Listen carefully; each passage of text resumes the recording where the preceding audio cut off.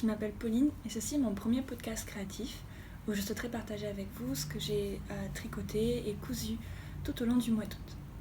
Ça fait très longtemps que je tricote et couds et fais du travail d'aiguille et je serais absolument ravie de pouvoir partager ça avec un peu plus de monde que justement.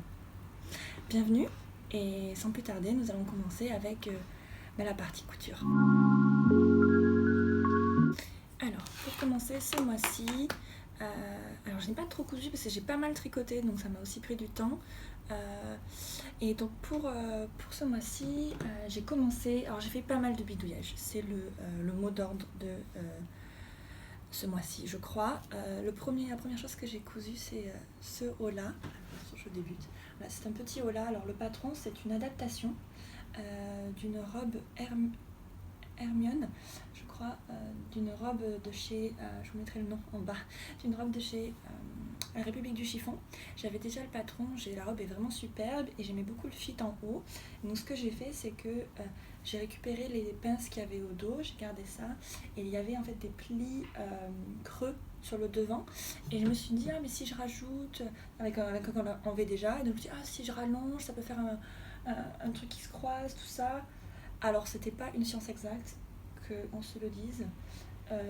J'ai dû enlever les plis parce que sinon j'avais pas j'avais trop de décolleté.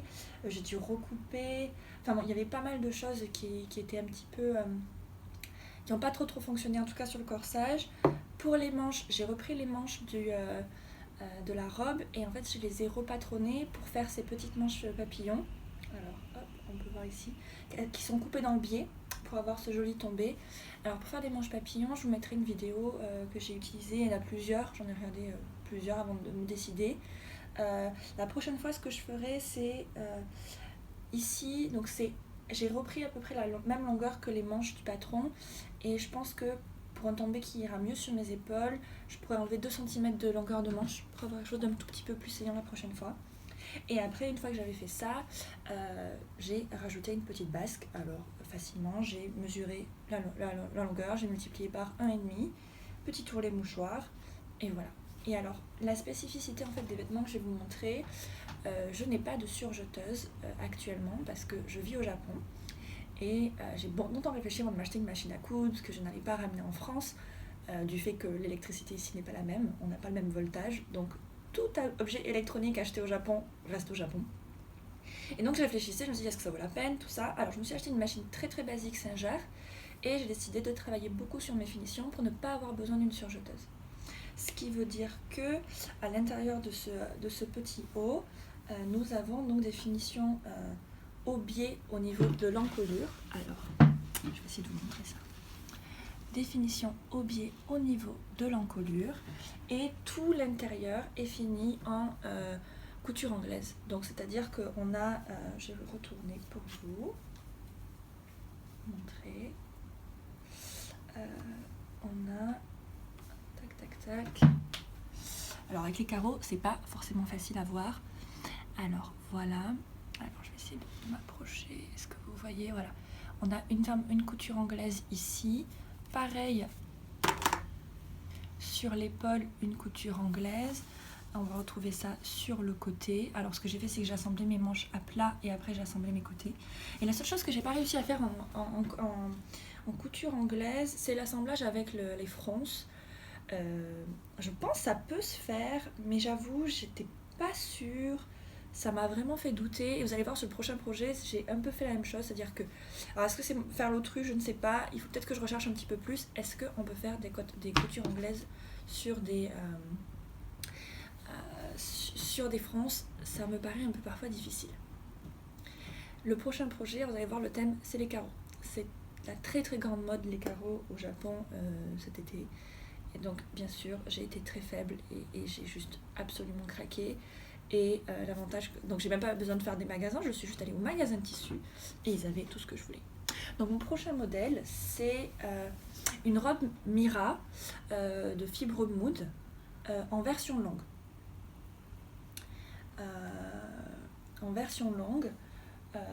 Et je suis assez satisfaite dans l'ensemble.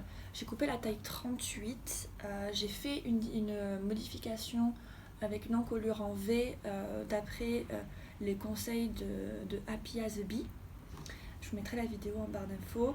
J'ai condamné la goutte à l'arrière, donc il y a une goutte ici, que j'ai condamnée avec un poing parce que j'en avais pas besoin pour passer ma tête. Voilà. Les modifications donc, que j'ai faites sont sur la longueur. Alors, je vais me relever. Vous allez voir, il y a voilà. Il y a beaucoup de longueur. C'est vraiment une robe longue. Je vous mettrai, je pense, une petite vidéo dans un des coins pour vous montrer. Mais c'est vraiment le genre de robe qui est quand même assez agréable à porter l'été. Au Japon, il fait très chaud et humide.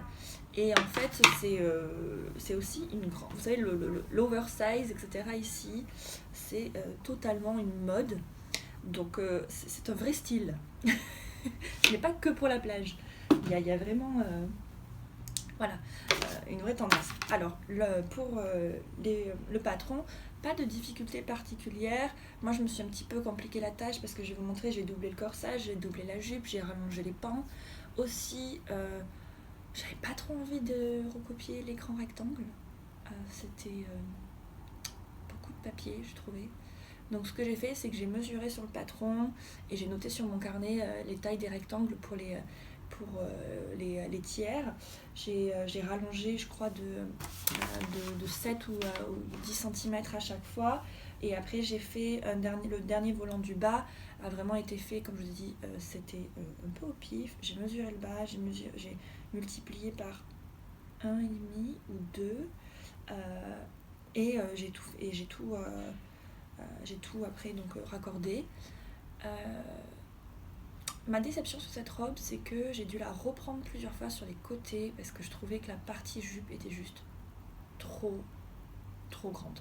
C'est-à-dire que vraiment, mon corps a déjà les volumes qu'il a, hein, c'est voilà. Mais là, ça faisait vraiment trop tente, quoi. C'était vraiment... Alors, est-ce que c'est moi de la répartition de mes tiers, la longueur n'allait pas, mais j'ai essayé sans le volant du bas, avec le volant du bas. C'était vraiment difficile, donc j'ai bien enlevé plié en deux, 10 cm de chaque côté, quoi. Donc il va falloir vraiment que je modifie mes calculs pour le patron. Après, je pense que la leçon, c'est que quand on fait un patron pour la première fois, parce que c'était ma première Mira, il faut la faire peut-être en suivant l'instruction du patron. Comme ça, on peut modifier à partir d'une base sûre. Là, comme c'était un peu genre... voilà, je pense que c'est un peu compliqué pour moi pour tirer des vraies conclusions sur le patron, vu que j'ai tant un peu modifié et fait à ma sauce.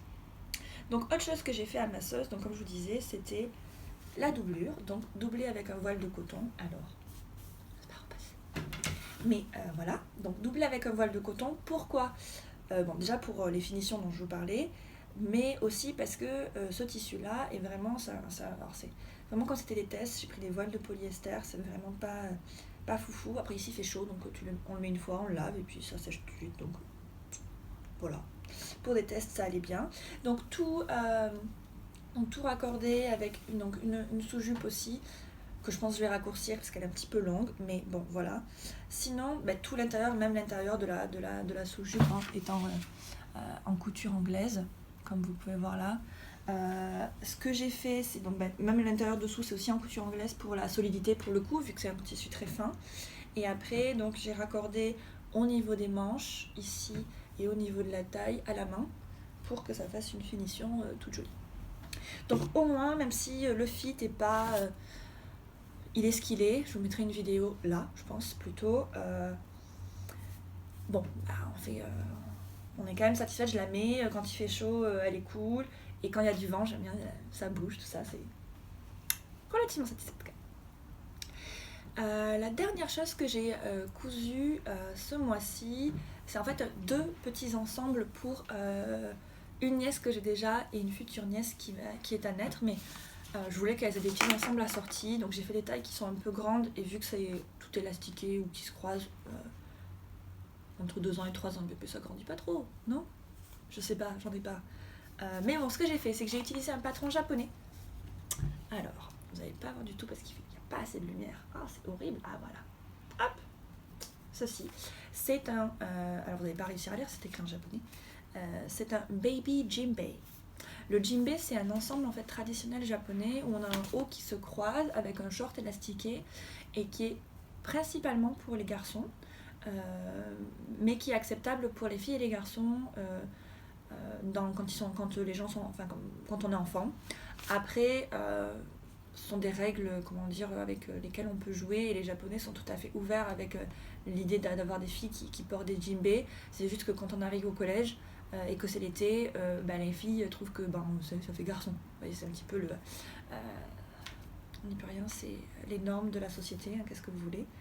Mais pour vous montrer le dessin technique, alors comme ça, voilà, vous avez donc le petit haut qui se croise ici, vraiment type kimono, et après un petit short, comme ça, soit une short, soit une version bloomer.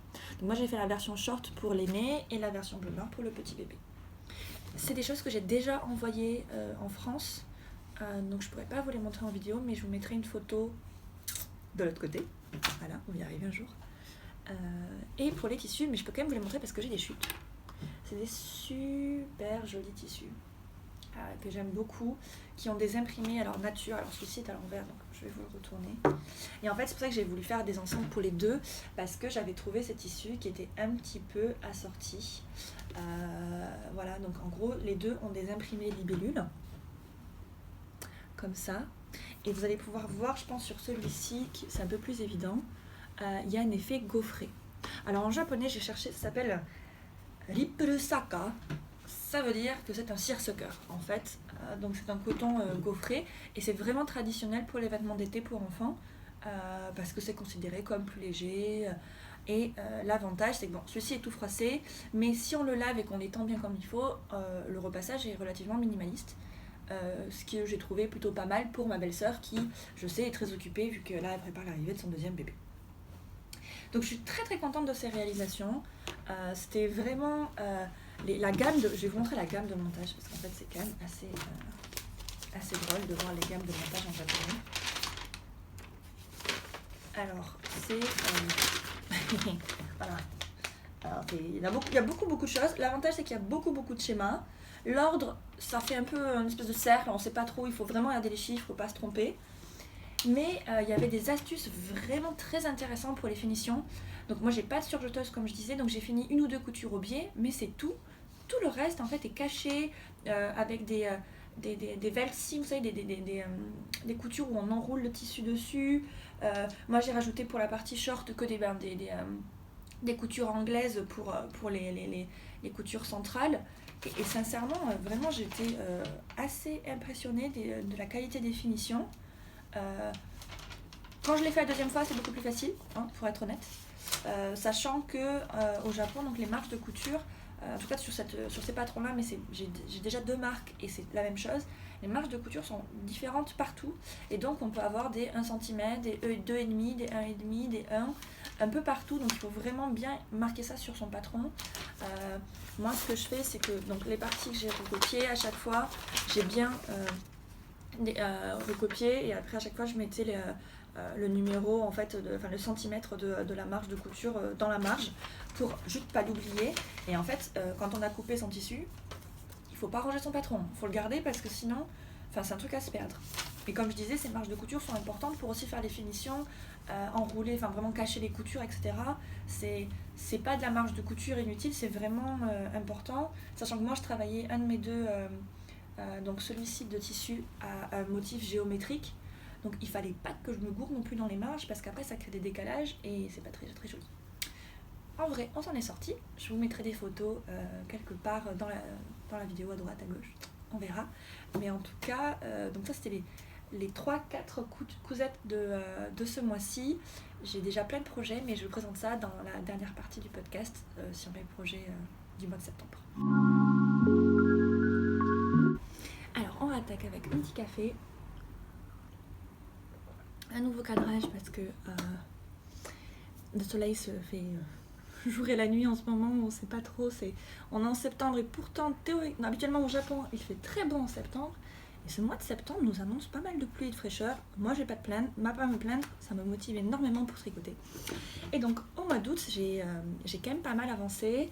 J'ai terminé un projet pour moi et un projet pour Noël parce que j'ai commencé à travailler sur mes projets de Noël. Je vous en parle un petit peu plus dans la prochaine partie. Alors, le premier projet que j'ai fini, c'est une Cumulus Blues c'est une Cumulus Blues de petite knit. Voilà. Alors, je vais le mettre comme ça. Voilà. Je vous mettrai une petite vidéo de moi en train de le porter. Alors, j'ai tricoté donc une Cumulus Blues de petite knit. C'est un patron qui se tricote normalement en aiguille 4,5. Moi, j'ai tricoté en aiguille 4. Et donc, par rapport à mon échantillon, j'ai fait une taille M. Et je regrette un petit peu parce que je trouve que c'est un peu grand. Mais bon, on fait comme on peut avec ce qui est fait. Donc je vais essayer de le porter un petit peu cette année et de voir comment je l'aime. Et ça risque sinon d'être un cadeau. Je sais que ma maman est déjà en pole position. Elle est en mode non mais si tu le mets pas, moi j'aime beaucoup, c'est très joli, c'est très doux le mohair. Donc voilà. Donc au moins il pourra trouver un nouveau propriétaire si jamais je ne peux pas le porter. Après, c'est un patron que j'aime beaucoup et que je vais très certainement refaire. Alors, je me déconne un petit peu, voilà. Que je vais certainement refaire parce que j'ai vraiment beaucoup aimé le tricoter. Alors, il faut savoir que même si je tricote depuis très longtemps, j'ai appris à tricoter, j'avais 8 ans. Donc, j'ai eu le temps de passer par toutes les phases, où on est dans la phase torsade, dans la phase jacquard, dans la phase dentelle, passer par plein de phases. Et depuis que j'ai appris à tricoter en continental il y a 3 ans, je me suis découvert un amour pour le jersey, évidemment. Parce que les mers de jersey, ça permet d'avancer, c'est ultra gratifiant. Et en même temps, j'aime beaucoup la simplicité de ce point. En fait, je le trouve tellement beau et il a déjà tout que vraiment, je fais beaucoup de pulls en jersey. Et surtout, j'ai commencé à apprendre à lire en tricotant du jersey en droit, ce qui aussi qui m'a permis de reprendre la lecture. Et donc ça, c'est vraiment un des gros points forts, donc de pouvoir faire plusieurs choses en même temps, sachant que tricoter en jersey ne prend pas beaucoup d'espace mental, c'est vraiment très agréable. Et donc, ce pull-là, il y a pas mal de jersey, parce que c'est une construction donc, en raglan. Alors, est-ce qu'on peut le voir ? Je vais vous montrer là, ici. Hop, on peut voir qu'il y a il y a des raglans en fait, voilà, sur les manches, et au fur et à mesure qu'on fait les raglans, on vient rajouter, en fait, on vient créer aussi des augmentations pour créer le col V. Alors j'ai fait quelques modifications quand même sur ce patron, en plus de mon échantillon. J'ai, en fait, plutôt par erreur, j'étais tellement lancée que j'ai oublié de m'arrêter pour le col V. Donc ce qui fait que j'ai fait mon col V on est censé faire le col, enfin les augmentations du col jusqu'à une dizaine de rangs avant de rejoindre en fait de faire la séparation avec les bras. Et bien moi j'ai oublié. J'étais juste trop bien lancée, donc ce qui fait que mon col V en fait est au même niveau que ma séparation, ce qui n'est pas du tout un problème parce que de ce que j'ai lu sur Ravelry, la plupart un des commentaires qu'il y a sur ce patron, c'est que vraiment le col V est assez haut. Et comme moi, c'est vrai que je voulais quelque chose d'un peu loose, avec un col V joli où je pouvais mettre une chaîne, etc. En fait, je suis très ravie du col V et donc sur la prochaine version, je referai la même modification. Après, voilà, toutes les finitions, j'aime beaucoup aussi, c'est très très délicat. C'est des finitions en high cord. Alors, l'high cord, voilà, on a 4 mailles. Là, c'est un high cord sur 4 mailles et on vient donc rabattre. Au niveau des manches, alors au niveau des manches ici, on vient créer des diminutions au moment du rabat. Pareil pour le bas. Alors là aussi, j'ai voulu faire à ma sauce parce que j'étais en mode oui, j'ai peur que ça serre trop, alors je vais pas faire tout exactement comme le patron, je vais plus espacer plus espacer tout ça. Bon, la prochaine version, non, je ferai pas ça. Ce qui fait que pour les manches, j'ai dû rajouter des petits élastiques cachés à l'intérieur juste parce que c'est quelque chose que je fais régulièrement sur en fait tous mes pulls parce que je trouve que le tricot a tendance à se desserrer au niveau des poignets et j'aime bien quand mes poignets ils sont juste genre fités. Ça j'aime beaucoup. Quoi d'autre à dire sur le patron en soi? Non, vraiment c'était bien c'est un patron de petite knit. Alors si vous connaissez pas petite knit, il faut savoir que c'est donc une designeuse qui est vraiment très qui est je pense assez expérimentée en tricot et elle vient des pays scandinaves, je crois qu'elle est danoise. Et le tricot est enseigné en fait à l'école. Donc en gros, ils n'ont pas besoin d'avoir des explications vraiment où on prend par la main, tout ça. Donc il y a un petit. C'est assez léger, hein, c'est assez light comme explication. Alors peut-être pas aussi light que des explications de chez Drops. Les explications de Drops sont vraiment très light. Mais vraiment, pour un pull aussi simple, c'est vraiment pas sorcier de décrypter. Si vous avez déjà tricoté un pull, je pense que c'est assez adapté.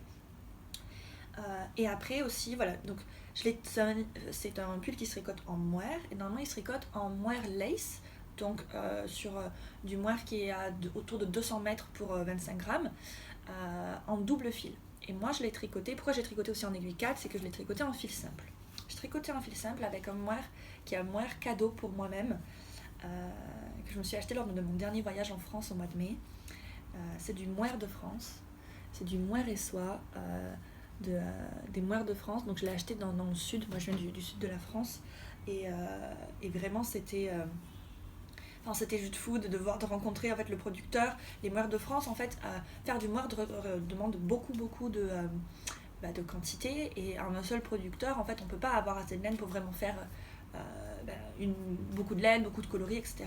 Et donc les moires de France ont une coopérative de fermiers de chèvres angora, et qui mutualisent donc leur tonte, et qui leur permettent d'avoir accès en fait donc à un service de filage plus intéressant, et notamment en fait dans toute la partie de lavage bien sûr et teinture se fait en Italie, vu qu'on n'a plus ce genre de service en France pour le moire, mais ça leur donne ils ont vraiment un choix de couleurs qui est extraordinaire, la qualité, mais c'est d'une douceur, c'est fou. Là on est sur du 80% moire, 20% soie, et en vrai ça ne pique absolument pas. Hier j'ai fait du vélo avec ce pull, mais l'air ne passe pas à travers, c'est juste les poils vraiment se connectent, etc. C'est magnifique, un plaisir à tricoter.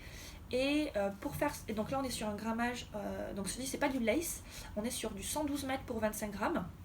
Donc c'est vraiment un peu plus épais, mais sincèrement c'est aussi agréable de tricoter enfin quelque chose, pas avec plusieurs fils et tout, de pas de pas avoir à se soucier de comment faire tout ça.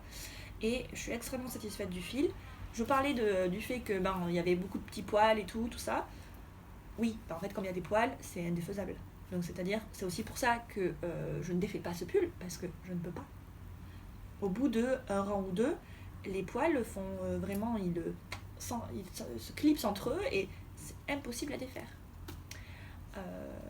Donc voilà, donc on va se satisfaire de ce qu'on a, ce qui est déjà très très bien.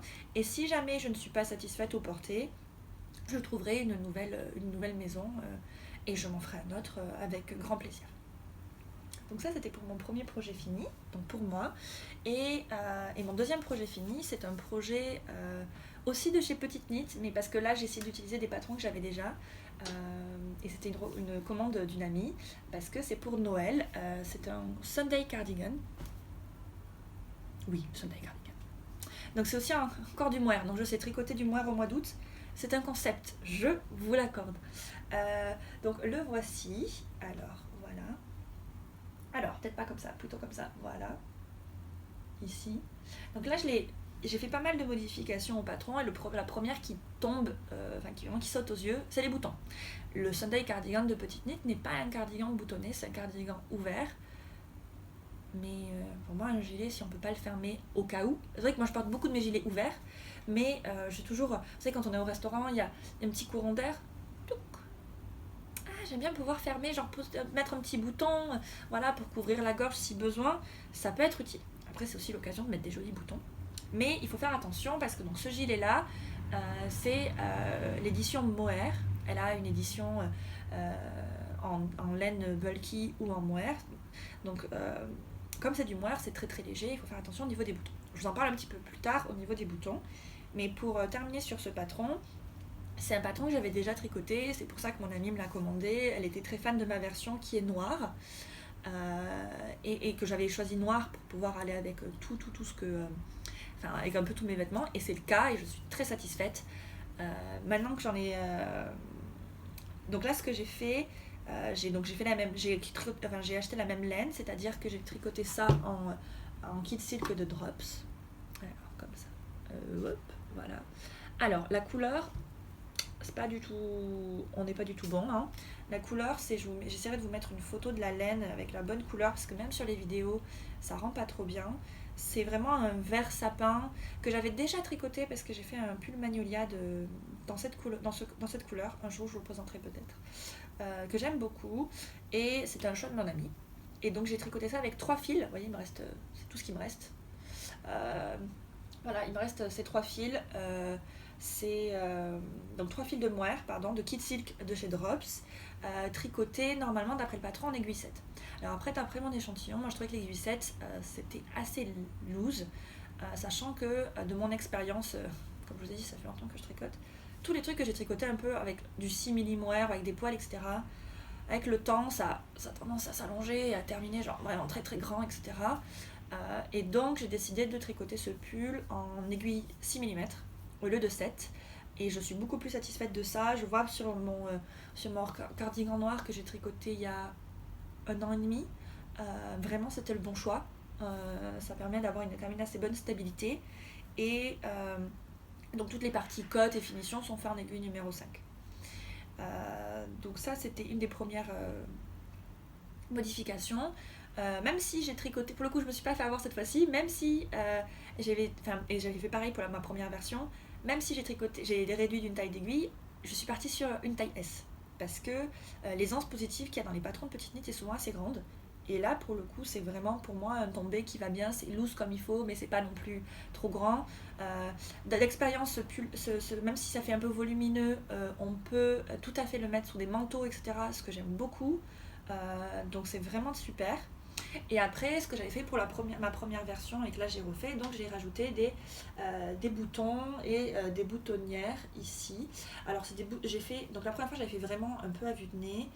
La première fois j'avais fait 6 boutons et comme je vous disais, le moire ça a tendance à s'allonger et c'est ce qui s'est passé. Et donc là, pour le coup, pour mon ami, je lui ai fait que 5 boutons.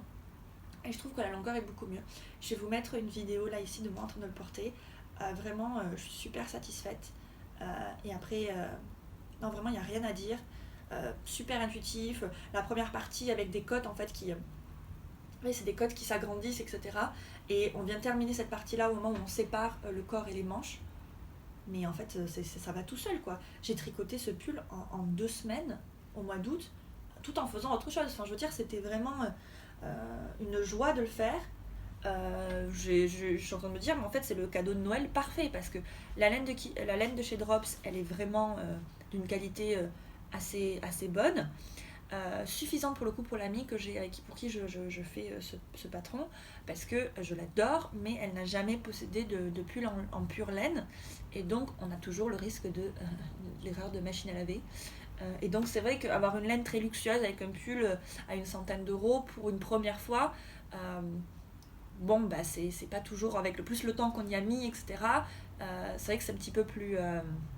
on peut douter. Donc là, je trouve que c'est une laine qui est déjà très luxueuse, puisqu'on est sur du mohair et de la soie, et une bonne expérience pour commencer à s'habituer à avoir des pulls en tricoté main, fait dans des laines... dans de la vraie laine, et qui donc demandent souvent un entretien un petit peu différent par rapport au pull du commerce. Je termine sur mes boutons. Je suis désolée, cette présentation est un petit peu brouillon. Mais en fait, je suis très contente, tout va bien. Dès que je vois un truc, je dis ah, c'est trop bien. Voilà, j'aime beaucoup ce pull, vraiment. Et donc, mes boutons, je vais vous mettre une vidéo là. Mais ils sont vraiment trop beaux. Alors, si on arrive à un moment où je pense que vous allez vite vous rendre compte que j'aime beaucoup ce qui brille. Pas partout, il y en a très peu sur mes vêtements finalement. Mais mes yeux sont vraiment attirés dès qu'il y a des sparkles. Vraiment, genre, ça brille. Ah, je vais regarder. Voilà, c'est un petit peu... les gens, mes amis me le savent, et quand on se promène dans la rue, c'est un peu compliqué parfois pour eux. Mais récemment, j'ai trouvé la bague de fiançailles d'une dame par terre grâce à ça. Parce que comme je remarque les trucs qui brillent, il y avait des diamants, ben, j'ai vu. Je l'ai ramené petite anecdote, je l'ai quand même ramené à la police et tout, parce qu'au Japon, ça se fait beaucoup. Et en fait, la dame avait déjà déposé une demande parce qu'on était dans une rue très commerçante, et j'ai même pu la voir, lui donner en main propre, et c'est vrai que de voir son visage soulagé d'avoir retrouvé sa bague, elle était très contente. Enfin bon, donc des boutons qui brillent, comme vous avez pu le voir, et j'aime beaucoup ces boutons. J'ai passé beaucoup de temps à les choisir parce que je suis allée donc à Shibuya, j'ai un de mes magasins de tissus que j'aime beaucoup, ils ont littéralement un tonneau de boutons. Et je vais vous montrer, je les ai là en plus. Donc j'ai acheté ce sachet entier de boutons. Voilà, alors attendez, comme ça, non, comme ça, voilà. Sachet entier de boutons pour l'équivalent de 2,80 €. Et on est sur du bouton, mais vraiment de top qualité, avec... Bon, il y en a qui brillent comme ça, mais j'ai des boutons, mais... Je pense que je sais pas si je peux vous montrer, est-ce qu'il va réussir. Vous voyez ce bouton-là, ce bouton à moitié recouvert avec du brillant, etc. Enfin, j'en ai trouvé genre 6 ou 7. J'imagine ça genre sur un manteau, sur une veste, même pour voilà, si mes nièces, si ma belle-sœur se marie, pour les vêtements de mes nièces, etc. Enfin, j'adore, enfin, vraiment trop bien. Et donc c'est là où j'ai trouvé ces boutons. Et donc j'aime encore plus le fait que ils aient une petite histoire, tout ça. Ils sont un petit peu lourds comparé à ce que j'avais sur ma première version. Mais ce que j'ai fait pour solidifier la partie boutonnage, parce que la partie boutonnage se tricote en même temps que le pull, je rajoute toujours, j'ai un petit fil élastique transparent, vraiment très fin, que je mets donc dans mes encolures, etc. Et en fait, je viens le cacher en fait je fais quelques allers-retours dans la pâte de boutonnage pour essayer de la stabiliser, pour éviter qu'elle fasse que s'agrandir, quoi. Et voilà, c'est tout ce que j'avais à vous dire sur cet ouvrage. Je suis très contente, il marque le début de mes projets de Noël et je pense que c'est une parfaite transition pour mes projets futurs. Et donc voilà, donc transition sur mes projets pour le mois de septembre. Donc normalement ce podcast sort au début septembre et mon but c'est de vous le présenter dans les 10 premiers jours de septembre et pendant ce temps de commencer à préparer mes 10 premiers jours du mois et après préparer donc pour le reste du mois mes projets. Alors, est-ce qu'on peut avoir un peu plus de lumière s'il vous plaît? Non, apparemment pas. Très bien. Et donc pour mes projets, j'ai déjà coupé en fait le tissu pour deux projets. Donc il y aura une Axis Dress de Papercurt Patterns, c'est une entreprise néo-zélandaise, donc les patrons sont en anglais. Mais j'aime beaucoup cette robe, je l'ai déjà cousue une première fois pendant le confinement en France, que j'ai adoré. Et là, il me tarde vraiment de faire une deuxième fois. J'avais acheté le tissu il y a quelques mois. Là, je pensais que l'été durait un peu plus longtemps ici, donc on va peut-être la porter avec des t-shirts ou des t-shirts à manches longues dessous. Mais il me tarde vraiment de la faire. J'ai aussi une chemise liseron coupée, parce que je cherche un patron vraiment classique de chemise, parce que j'aime beaucoup les chemises et j'en ai déjà cousu plusieurs. La plupart sont restées en France. Je sais pas trop ce que j'ai fait quand j'ai fait ma valise, pour être honnête. Et donc là, je suis à la recherche d'un patron que je pourrais vraiment un petit peu faire à la chaîne pour avoir vraiment des chemises. Et aussi, je trouve que c'est un très bon cadeau à faire à mes amis pour Noël, où je peux leur broder un petit quelque chose personnalisé. Et puis surtout une chemise, ça permet en fonction des styles de chacun, on peut l'adapter. Et il y a une marge d'erreur qui est acceptable. Parce que c'est toujours ma grande peur quand je fais des choses pour les autres, que soit ça ne plaise pas, soit que ça n'aille pas. Et une chemise, on peut s'en accommoder assez facilement. Donc, chemise liseron. Et après, j'ai plusieurs idées. Comme je vous disais, donc un de mes gros projets, et je pense peut-être que je ferai une vidéo entière là-dessus, c'est sur Noël. J'exprime pas mal mon affection pour les gens avec des cadeaux, et Noël c'est vraiment une grande période pour ça. Et souvent je fais des petites choses, je fais des petites trousses, des choses comme ça. Et là vraiment j'ai envie de faire des vêtements pour mes amis. J'en ai déjà fait pour quelques amis et qui vraiment m'ont dit qu'ils chérissaient ce vêtement encore plus parce qu'ils savaient que je l'avais fait, que voilà, le temps que j'y avais mis et que c'était fait à la main. Et donc je pense que je vais retenter l'aventure. Et donc là je suis à la recherche pareil de patrons. Donc on parlait de la chemise et des eurons, mais aussi d'autres patrons un peu assez féminins pour mes amis IE. Et donc je pensais au top Anastasia de la pie verte, ou une chemise Alphonse de Make My Lemonade. Ça pouvait être aussi pareil, un peu chemise, etc. Et après, pour moi personnellement, j'ai encore une idée par rapport. Je vous ai montré mon top croisé à carreaux. Il me reste du tissu, des 2 carreaux, et je me suis dit, un top croisé avec 2 types de carreaux, ça serait pas trop beau. Je pense que ça va me prendre un peu plus de temps à faire, à penser, parce qu'il faut que j'adapte un patron. J'ai déjà une idée, mais je veux pas faire la même chose que ce que j'ai déjà fait, parce que je sais pas, on n'est pas sur, je suis pas encore satisfaite, donc faut que ça cogite encore un petit peu. Donc ça c'est mes projets couture. Et pour les projets tricot, là c'est un peu pareil, donc il y a un petit peu pour moi et un petit peu pour Noël. Donc pour moi en ce moment, je ne peux pas vous le montrer, il n'est pas sur mes aiguilles parce qu'il vient juste de tomber de mes aiguilles, mais il est au blocage. J'ai fait un April cardigan de Petite Knit encore, vraiment un patron sur lequel j'ai craqué, mais il y a des mois et des mois avec ses emmanchure marteau, etc. Mais faire un gelé en aller-retour et tout, c'est toujours un petit peu... c'est un commitment, on va dire, c'est vraiment un engagement. C'est pour les gens qui savent, vous savez. Mais en vrai, je suis tellement ravie. Genre, pour l'instant, c'est tellement parfait que je crois que j'ai envie d'en faire 5. Enfin, je veux dire, j'ai plus envie de m'arrêter. Donc, lui, il est vraiment sur le bout. Maintenant, le grand choix cornélien, c'est les boutons.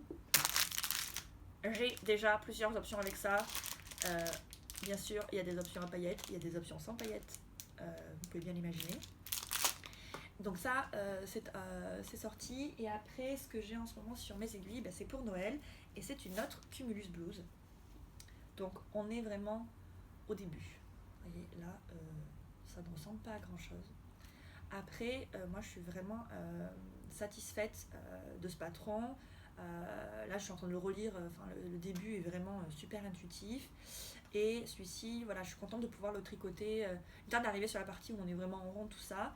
Mais une tarte de vraiment pouvoir le faire en cadeau pour le coup, celui-ci pour ma tante, qui, je sais, elle aime beaucoup les choses faites main, donc ça va vraiment lui plaire.